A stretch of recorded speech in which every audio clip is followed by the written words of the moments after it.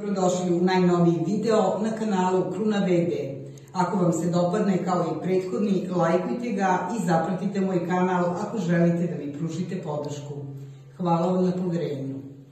Ukoliko u vašoj kući imate biljku čuvarkuću, morate da znate sledećih 6 stvari. Iako mislite da je čuvarkuća biljka koja je zaista neuništiva i koju vaš nemar neće ubiti, stvari su zaista malo drugačije. One možda jesu otpornije od mnogih drugih biljaka, ali morate da vodite računa naravno o tome i kako da brinete o njima.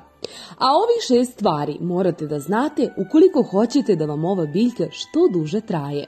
Kada kupujete ovu biljku, ona obično dolazi u plastičnoj saksiji koja nije dobra za nju.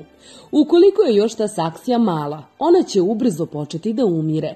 Saksije od terakote su idealne jer dozvoljavaju korenu da se brzo osuši i daju mu dosta kiseonika. Takođe je veoma važno da odaberete pravo zemljište. Ukoliko presađujete vašu biljku, potrudite se da ona ima dovoljno zemlje za njen koren. Neophodno je takođe da zemljište u kome ćete posaditi biljku bude malo pomešano sa peskom. Ovakvo zemljište je odlično za drenažu i odvođenje viška vode koje može i tekako da šteti biljci. Zalivajte svaki put kada je zemljište suvo.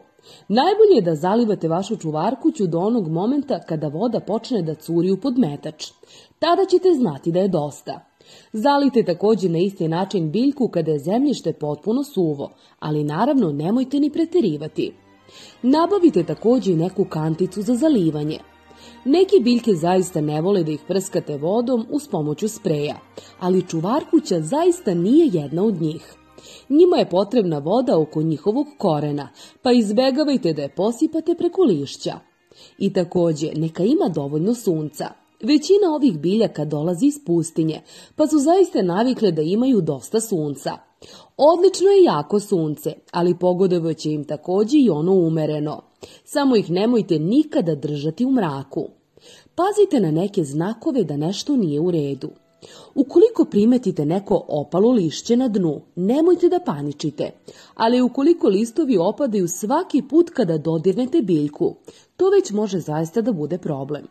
Žuti, mekani i truli listovi su znak da je vaša biljka na umoru. Proverite da li ima dovoljno sunca ili je možda samo previše zalivate. I naravno, ukoliko vam se današnji video dopao, ne zaboravite da ga lajkujete i da se klikom na subscribe pretplatite na kanal Kruna VD. Veliki pozdrav!